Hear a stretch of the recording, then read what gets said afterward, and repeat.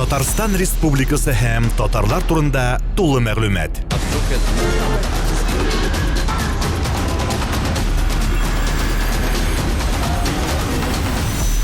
Татар информ мәгълүмат агентлыгы. Илгиз абый, бүгінгі күнде ижатыңыз дәвам итәме? Ижат дегеннен, ижат инде ул Ходай Тәгалә биргәч, җыр язырга дигән мөмкинлекләр әлбәттә дәвам итә. Менә хәзер мин күбрәк инде яшь җырчылар миңа үзләре чыгалар, шигырьләр белән. Менә әйтеп китик инде безнең иншалла бар бик матур җырлаучы җырчы, яшь җырчы инде ул. Яшь егет Рустам Кираметдинов дигән ишеткәнегез бардыр инде.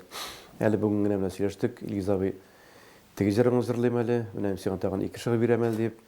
Рустамның нәрсәсе әйбәт, безнең бит инде 20 ел элек язылган җырлар бар иде. Бар иде, аларны яздылар инде ул. Алар инде баян белән генә язылган. Ул вакытта бит синтезаторлар, югый фонограммалар. Менә Рустам шул элекке җырларны инде ярчылардан сорап, үзе табып яңача аранжировка ясап, шуларны чыгара. Онсын рәхмәт миңа. Менә бүген әйтте, Равит Миңнуллинның шигыренә читләргә китәсез, ник алай итәсез дигән бер бик матур җыр бар иде. Себердә эшләүчеләр өчен без аны элек Себердә концерт куйганда җырлыйдык. Рөстәм бу кисәрсезләр. Руслан әйтә, Илгиз абый шуны башкарып карыймы дигән җырларны кәштидем. Җырлар языла инде ул. Җырларны хәзер бит җырны язып, мә дип кешегә язмайтмыйлар инде. Кемдер үзе шигырь бирә. Аннан инде мин менә җыр дигәннән былтыр 17 елны 2 спектакльгә музыка яздым. Аның берсе инде Минзәле театры куйды. Бик матур җырлы спектакль ул. Һәрне анышлап белән бара ди. Аннан инде без теге Шоллы Татар дәүләт драма театрында Зифа Кадированың романы буенча эшләнгән бер спектакль чыгардылар. Мин аны шулай инде музыканы яздым. Бик анышлап белән бара спектакльләр. Менә сез бит инде безнең буын тыңлаучылар өчен дә зур хитлар, дистә еллар буе яшәүче хитлар иҗат иткән автор буларак таныш. Салаватның беренче җырларын сез иҗат иттегез. Саубуллашу җыры әле дә яши, әле дә яңарып җырчылар бер дә оныттырга ирек бирмиләр.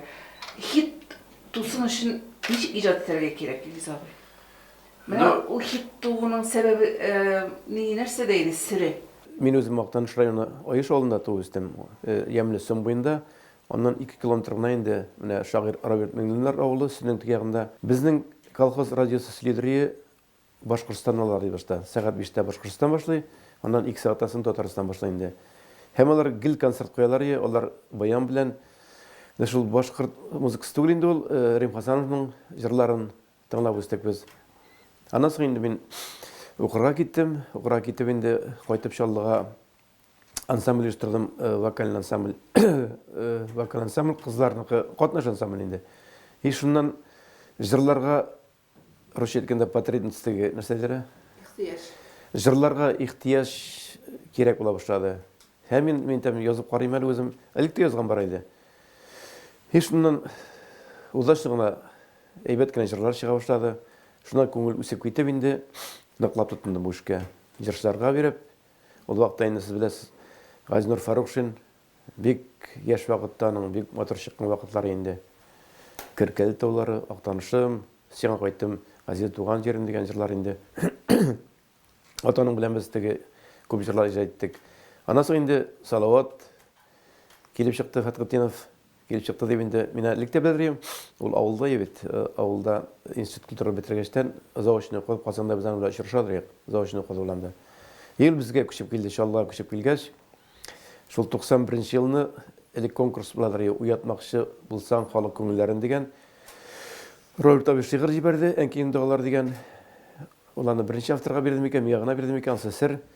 Бу җырны иҗат иткәч, тиз генә Салаватка бирдем. Менә ул җыр беренче урынны яулады. Аны инде соңнан көнгә 15 мәртәбә Рафаил Лясов следрие инде Рафаил абый тапшырырга тыгадыр ятты бит икән. Радиода инде. Вот, аннан соң күп җырлар язылды инде ул. Күп җырчылар җырладылар. Менә шулай инде. Şulay da nidir siri var mı onun? Siz yazganda bileydiniz mi? Bu jır halk arasına kirip gidecek, ama uzak yıllar yaşayacak deyip uylaydınız. Жырны инде ул кем башкаруына, кемгә язуына карыйсың инде. Ничек тавышаның яңгырар. Аннан соң инде җырның сүзенә игътибар итәргә кирәк. Менә җырның сүзе шумагына барса, ул үзе үк җырлап бара, шигырь. Җыр артыннан ук язылып бара. Менә мин бер мисал китерәм. Уфада мин бит инде Хания Фәрхи белән эшләдем. Ансамбльдә бәйрәм ансамбль җитәкчесе булып. Уфада йөргәндә миңа Винис апа Фәттахова дигән бер олыгын апа инде шигырь бирде.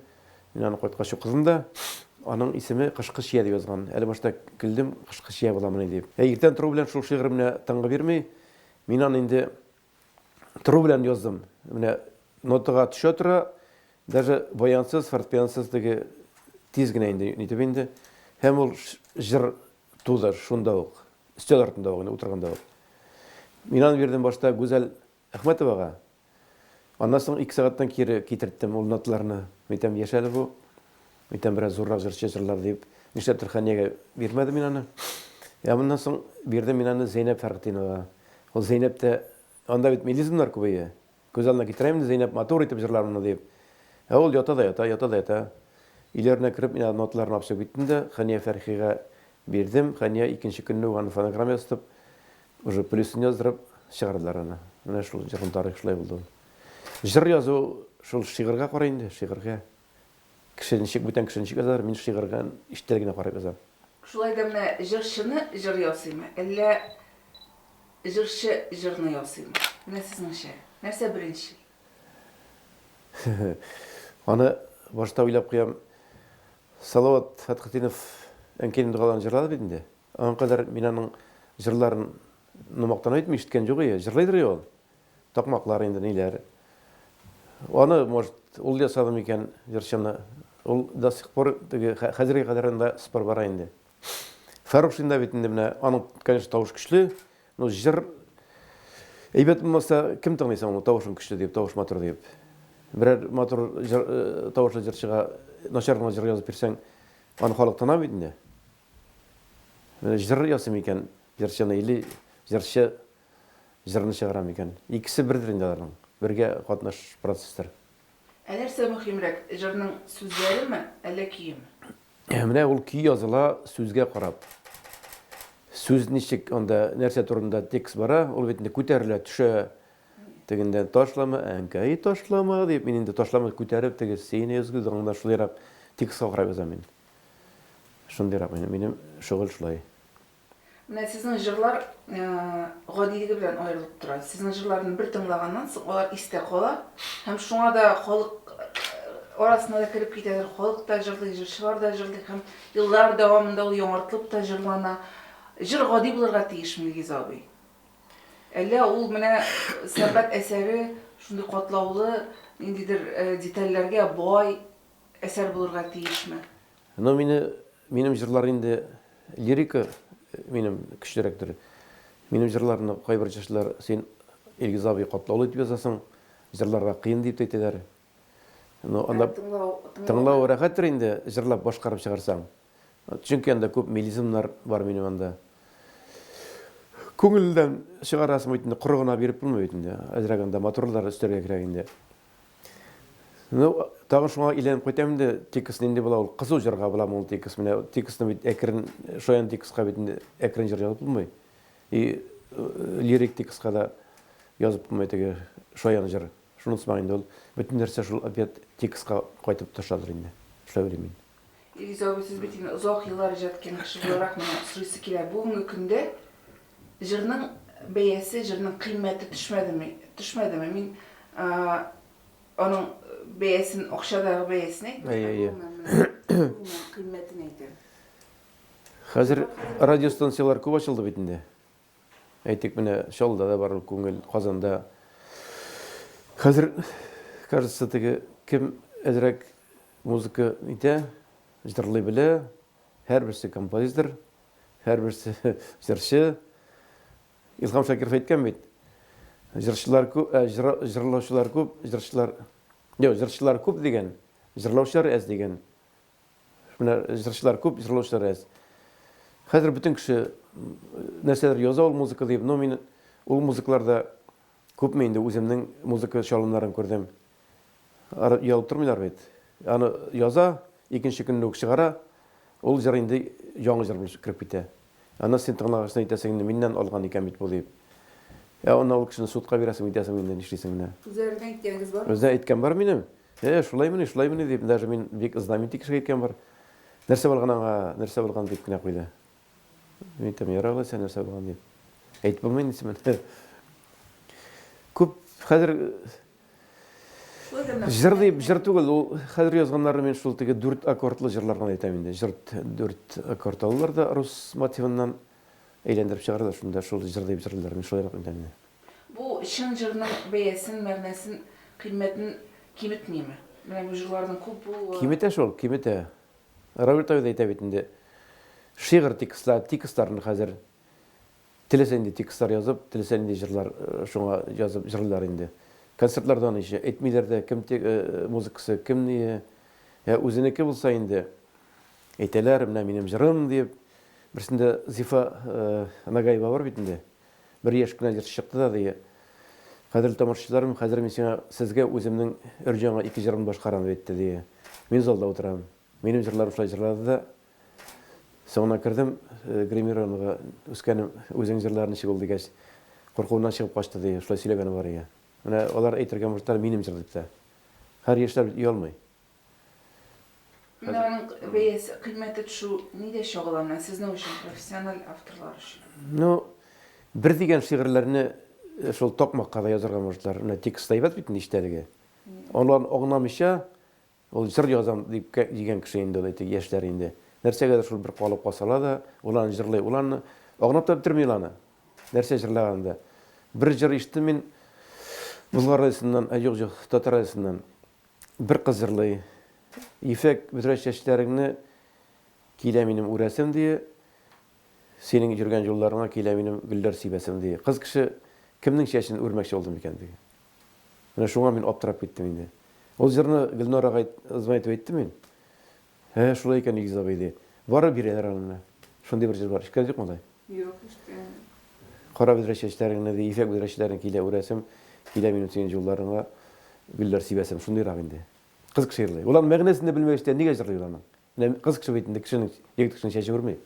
Ул текст язылгандыр егет кешегә дип. Җырларга тиеш булган егет кешедер. Сезгә мөрәҗәгать иткәннәре бармы? Миңа җыр язып бирегез, Игез абый, һәм миннән йолдыз ясагыз дип. Ну, җырны алар миңа гелне итәләр. Хәзер бит инде WhatsApp-тан яңа җырлар юкмы Игез абый, яңа җырлар юкмы дип шулай нитеп торалар. Хәзер язсаң бит менә ул җырны матур итеп язсаң, аны бит әле җырларга кирәк, матур итеп. Мин бит теге 3 аккордлы җыр язмыйм инде. Тәпләп кына бер әйтик инде, бер октавалы җырлар инде аларны. Октава.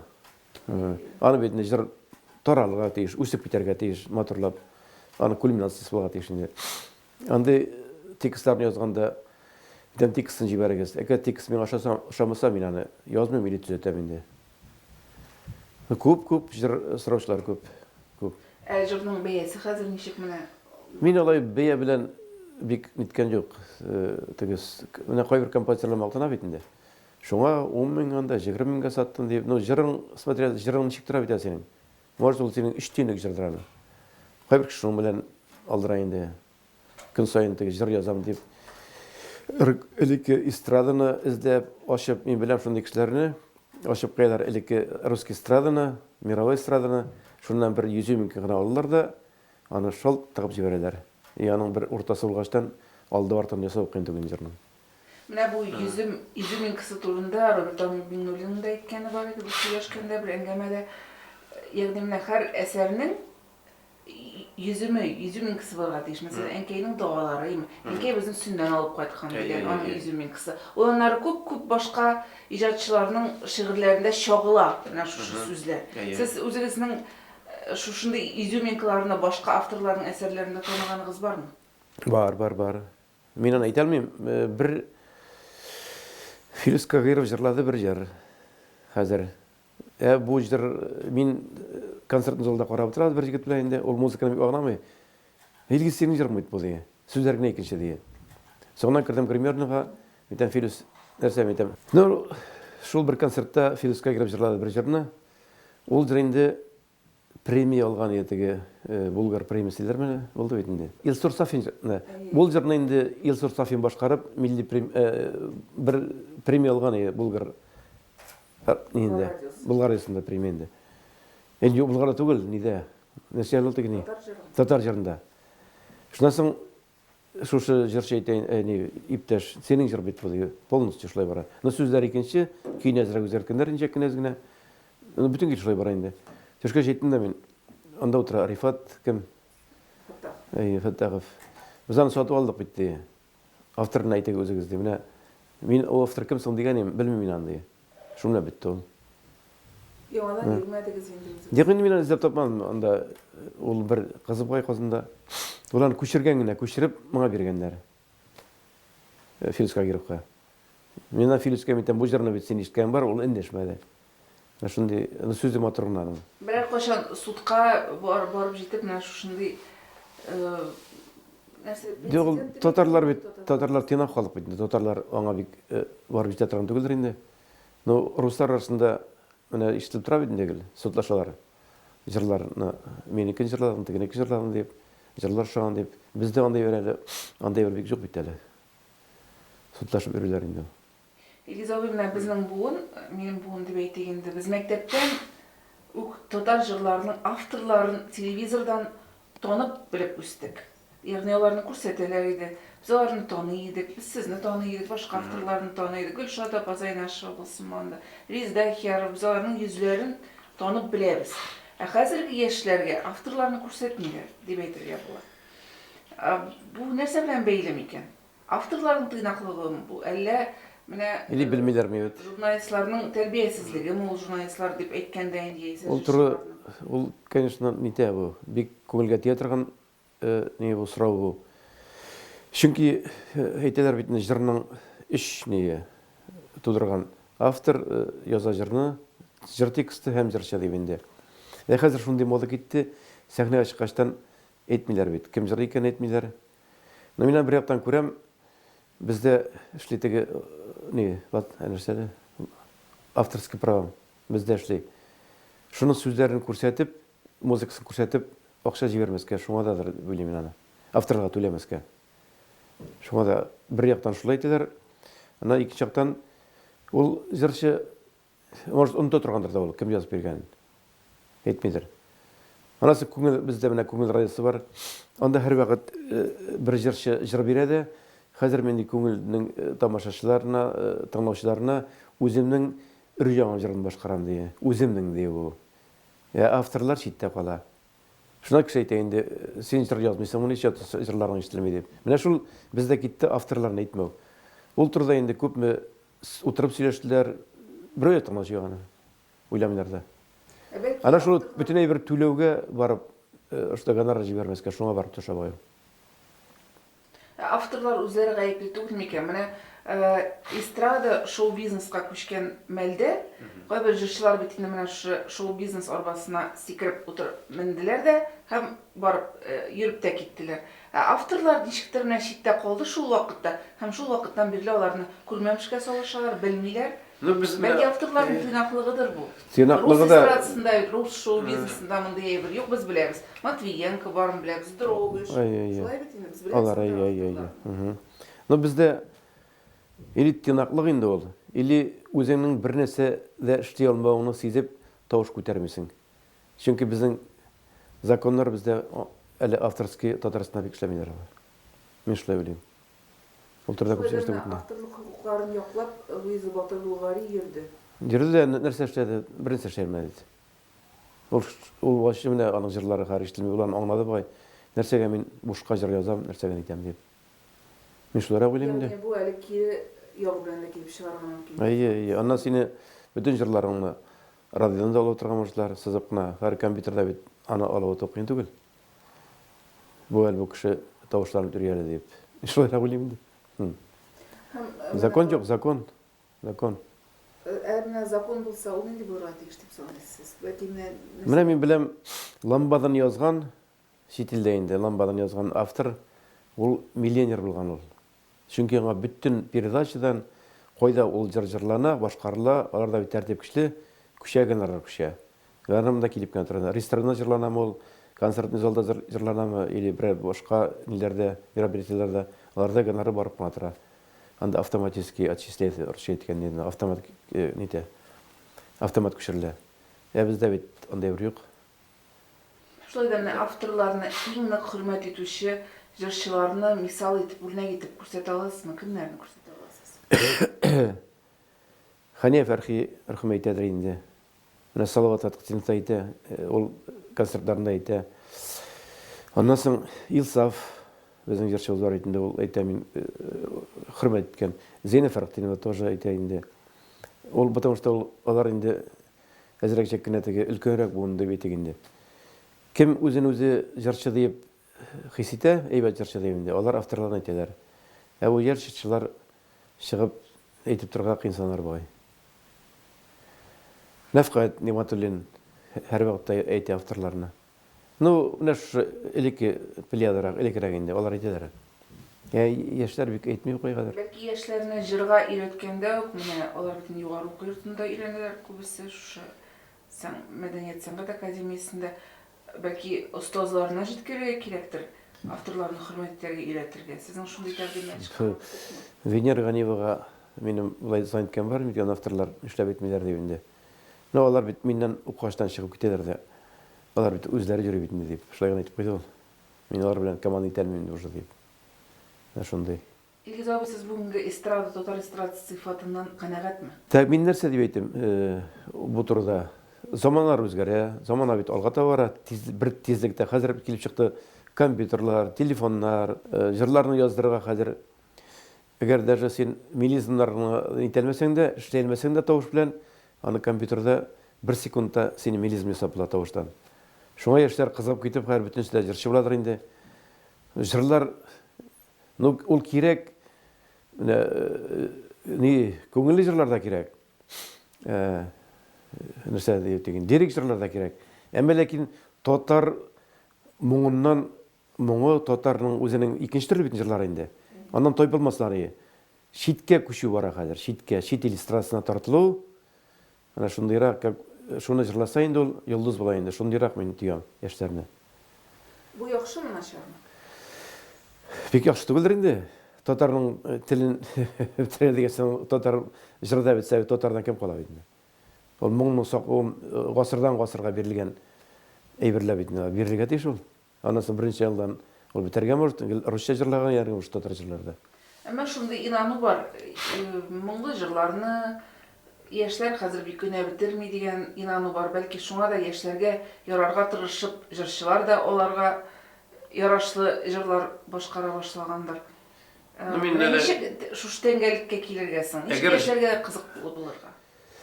Мин аларга әйтмәс идем, чөнки концертта менә без бит инде башкарабыз моңлы җырларында, лирик җырларында. Җырың синең матур икән, анда яшьләрдә бик кул чабалар, бер туздырып. Җырга карап тор. Элвин Грейның иҗатын күзәтеп барасызмы? Элвин Грейн Юльёкшин бит инде ул. Мин бит заманда сез беләсез инде Резон Хакимовны, Башкортстанның минем җырлаш инде ул. Аткан сәнгать эшчесе минем смак. Бик күп матур җырлар авторы. Узану белән Себерләрне дә күп гиздек инде. Концертлар бергә яшәгәндә йөрдек. Хәйрдә очраштырабыз.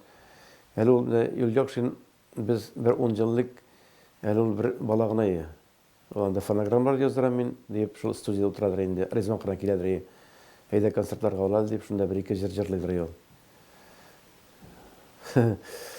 Аның тавыш белмим инде ул кешегә тембр белән керәм ул. Җыры белән керә дисәң, аның бит җырлар, үзенең җырлары юк. Ул шул теге элекке җырларны да современный. Нәрсә белән керә микән? Менә Уфада ул стадион җыйды, 8000 Менә залны җыйды. монда да килде ул. Бездә Чаллыга. Менә шу культура сараенда концерт куйды. Ансайнбасын 2 мәртәбә Зилдан плюсы теге. Нитеп тотырмый. Тегенне яң кушый берләр дә. Әгәр үзе теге залны кычкыра булып теге тавышы бит менә. 8 җырлап. Но Элвин Грейн ул или тембр белән аламы соң ул, или ул теге югары нотлар белән кешенең йөрәгенә килеп керәме. Или аппарат, күчле аппарат куюп, менә 3 төрле нияндә. Алайса аның тавышы битендә консерватор бетергән нинди генә эшләр юк. Күчле тавышлы, мотор тавышлы. Или шул аранжировкалары белән алдырам ул. Или Йолдыз болу үшін тавыш булмаса ярый дигән фикер калдыра. тавышлы бар инде аның тавышы үзенең бит тембраның бар бер төсле. Менә шул кешегә инде май булып ята торганнар инде. Мен шулай уйлыйм инде. Игез абый, менә сезнең кызыгыз Гөлназ да бит иҗат итә, җырлар иҗат итә. Гөлназга авырракмы, әллә сезгә башлангыч чорда авыррак идеме? Менә ул бүгенге көндә иҗат итә башлаган, бик әле генә башламаса да барыбер теге яшь иҗатчы дип әйтик инде. Һәм үзегезнең яшь башлангыч чоры белән чагыштырганда нәрсә дип әйтер идегез? Менә бит без яшь вакытында җырчылар Фарухшиннар, Фәрхиләр, Дихания Фәрхиләр, мәрхүмә Салават Хусейновлар. Ул вакытта бит әле яшьләр бик кертмидер я. Яшьләрне эстрадага бик кертмиләр инде. Кертмиләр дип, кермәннәр инде тавышлаучылар. Минем кызыма килгәндә, минем кызым Гөлназ инде ул консерваторияның бетерде ул теория музыка, теория композиция факультетын. Ул чын композитор, профессионал композитор ул. Шунда укып чыкты. Вот, хәзер Гөлназ чалда, иҗат итә. Аның җырлары инде анда бараның моң салынган, Гөлназның стильләре икенче төрлерәк. Ул менә хәзерге заман яшьләренә туры килер итеп калыпта яза ул. Яшьләрчә. Сезгә аның иҗаты ошыймы? Шундый әти кешегә ничек ошамасын. Кеше мин аның менә сөенәм, что он да теге татар моңда кала җырында. Кирәк урында ул икенче төрле аппаратларда да, кирәк урында моңнарда кертә. Ниндидер менә сез килешмәгән урыннары булып бәхәс чыкканы бармы? Ну, күбрәк миңа әйтә, әти монда мин аны тыңлатам үзем язган җырларны. Теге бер-берсенә ошатма дип, менә бу җырың буларак иткән дип. Мин аңа Гөлназ атаган инде ул профессионал композитор ул бит инде алар нәрсәләр укганда бит инде ул концерт для скрипки с оркестром язды. Ул крупный врезлар бит инде. Крупный врезны хәзер язып кемгә кирәге бар микән дип та уйлар композиторлар инде. Алар шул җырга тартылар. Җыр буенча инде. Узган атнада Мәдәният министрлыгы коллегиясендә министр шундый мәсьәлә күтәрде, эстраданың сыйфатын күтәрергә кирәк һәм бу нисбәттән махсус шура оештырылачак. Ягъни эстраданың сыйфатын контрольдә тотучы, аңа ничектер ярдәм итүче шура оештырылачак Татарстанда. Быел оештырылачак инде ул. Һәм шул шура эшчәнлеге кысаларында җыр конкурсы да үтәчәк дип әйтте. Дәүләт менә бу эшләргә ничектер ярдәм итә аламы сезнеңчә? Эстрада сыйфатын күтәрүгә. Һәм ул ярдәм кирәкме бүген? Аны хәзер генә башламаска инде бу шураны. Аны күптән кирәк, чөнки элек менә без яшәгәндә радиоларда бар худсовет дип художественный совет. Анда композиторлар, шагыйрьләр утыра. Алар һәр бер җырны җинтекләп, шигырен карап, музыкасын ничек язылган. Әгәр ошамаса, аны төшереп калдыралар. Или кире язырга биреп, или шигырын төзәтеп кире язырга. Менә шул теге 90-нчы елларда соң бу бер бетте бит. Биткәчтән инде теләсә кем теләсә нәрсә яза башлады. Шигырның истәлеге дә юк анда, музыка да истәлеге юк. Лишь бу теге радиоларны тутырып торга, радио тик тормасын. Анда җырласын да җырласын, төне буе җырлап торады радиолар битендә. Безнең теге радиолар инде. Хәзер менә ул бер күп гел кирәк. Җырларны шигырьләре дөрес монда, музыка шигырьне туры киләме, тәңгәл киләме, нәрсә турында җырлыйлар. Анда шура дип, хәзер бит элек язу студиялары бик Казанда гына бит. Казанда радио студиялары инде, татар нинде. Татар сарасында. Хәзер бит любой кеше үзенең телефонына да язырга. И шуннан эшкәртә ала. Контрольдә тупламый икән хәзерге, ул чыкканда инде контроль. Ягъни аны инде Кар контроль то минем шулай уйлыйм инде. Концертларда бит хәзер менә алар концертлар белән теләсә кем җырлый. Алар кемгә барып, менә мин шул җырны җырлыйм, менә мине тикшергә бит әле ул. Улар бара да җырлый. Ул кемнәр өчен ул шура төзмәкче була микән, мин аңламыйм. Кемнәр? шулай да менә әгәр сездән киңәш сорасалар, Филармония бар инде. Филармония бит тоже анда анда бит җырчылар юк хәзер. Анда эшләгән бригадалар бит юк. Анда булса инде тикшереп чыгарлар. Менә сездән киңәш сорасалар, эстрадның сыйфатын күтәрү өчен нәрсә эшләргә кирәк дип нәрсә киңәш итәсез? Иң беренче бары шулай менә безнең бит инде Татарстан телевидениесе бар, ТНВ дигәндә, яңа гасыр. Анда әле худсовет эшләп тора, беләм мин, ул теге передачалар чыкканда, концертлар чыкканда, анда тикшерәләр. Но анда да җырның сүзләренә түгелдер теге нинең матур чыкканмы, матур төшкәнме, төсе ничек, нәрсәләр аны? Картинкалар чыккан, шуңа гына әйтергә мөҗләр. Ну, художественный совет кирәктер инде. Андый концертларны хотя бы ул бит инде планетадан торала чит илләргә. Шул биргәндә тикшереп чыгарга.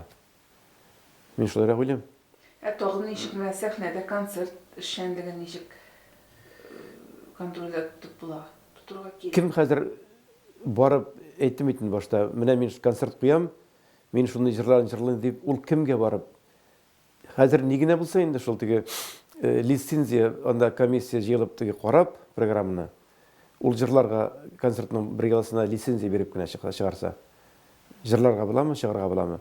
Теге вакыт шарда-барда концертларны, аларны әз генә туктатып, менә шул турыда уйларга була.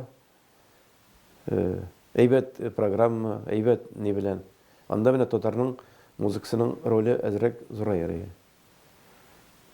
Бу шарта профессиональ авторлар да күбрәк үсә бит. Профессиональ авторлар да үсә ди, профессиональ авторлар да эшкә кушылырлар. Чөнки алар яза белә җырны, язалар алар. Хәзер теге менә күбәйеп китте бит шул теге әйттек бит урамнан кергән. Җырчылар урамнан кергән җыр язучылар. Нәрсә яза ул? Нәрсә турында яза? Тота да шул клип телефон куя WhatsApp-на инде. Әгәр алай булса, профессиональ композиторлар да кушырлар. Менә без дә бик теләп җырчыларга теге дәрәҗә белән җырлаган җырчыларга тавышларына җырлар, әйбәт җырлар язып бирерик. Сораучылар бар ул хәзер менә Гөлшат Имамова җырчы Илгиз абый Татарстан турында җырлар кирәк, язып бирәле. Мин аны бер-ике җыр җибәрдем. Теге что матур да булсын, дәрәҗәле дә җыр булса инде. Шундыйрак. Менә мин шулайрак уйлыйм инде. Илгиз абый, сез социаль челтәрләрдә бармы? Социаль челтәр дип мин шул теге контактыда инде, ВКонтактеда инде, не WhatsApp, менә Instagramны кушырга кирәк әле. Менә без бер ел элек, нәкъ бер ел булгандыр инде, Роберт абый Миңнуллинны чакырып, безнең Татар информ студиясына интервью ясап аның аның сөйләгән шигыреннән кичкенә генә видеоролик эшләдек. Видеоролик һәм плакат, һәм социаль челтәрләрдә шушы видеоролик белән плакатны тараттык. Шуннан Илгиз абый бик күп ниләр алган инде безнең укучылардан. Роберт абый. Роберт абыйга бик күп укучылар язган. Шушы шигырьләрне укып, WhatsApp-та да таралды аның видеосы. Һәм Роберт абый үзе дә теркәлеп, Instagram-да хәзер ул актив видеоблогер. Һәм ул аның әйткәндә бар, Татар информ мине яңадан популяр итте дип. Сезгә дә бәлки Менә мин дә шуны уйлап торам, бүген дә Instagramны кушып карадым, кушылмады дип, аны бер кушарга кирәк бит инде. Миңа калса укучылар Күбрәк булыр. Мин беләм кайбер шагыйрьләрне, алар менә ВКонтактеда инде 2 сәгать сайын шигырь текст язалар. 2 сәгать сайын куелып тора укыйм бит инде. Ул ничек язадыр алар инде. Аларның шигырь микән ул шигырь тексты куеп, аларга инде 2 сәгатьтән җырлар йөриләр. Аны китереп тә куялар. Баян белән җырлап, менә җыр яздым дип инде. Instagramда бит инде икенче төрле инде дәрәҗәләр нидер бу? Мин аңа менә кушларга исәп бар әле. Бүген үк наверное керәм мин аңа. Роберт абый кичә минем иҗат концерты булды, көндез ТМ планетадан. Ул Instagramдан бик матур минем турында язган. Үзенең фикерләрен концертны карагачтан инде. Һәм шуны миңа берәү җибәрде әле ВКонтактега күчереп йөргән. Конечно, минем күңелем булды. Шундый шагыйрь минем турында шулай язгачтан инде. Әлбәттә, интернетта информация, мәгълүмат бик тиз тарала һәм сезнең дә әле яңадан популяр. Минем битәмне ничә 10 ел элек төшкән 50 яшьлек юбилей концерты, ул миндә видеосы ята, ул чыкмады ул. Аннан соң аңа кадәр күпме концерт төшергән булды безнең. Şollu televizyon düşürdü, Qozan televizyon düşürdü. Olar minde yatalar alar. Olar şul Instagram'a koyup bulabit nebet. Yemin men sizge kengeş etем şularını gelip Instagramga koysagız. Ona min sizge otparımna Qozanға itep, күшертеп. Ител мен аны теге сез бит лучшырган диясан дебет. Bizim YouTube kanalda var, Instagram. Okuşlar da çok bizim.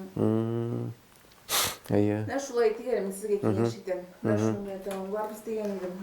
Kengeş etem sizge sosyal sitelerde. Крем обязательно керек. Татарстан Республикасы һәм татарлар турында тулы мәгълүмат.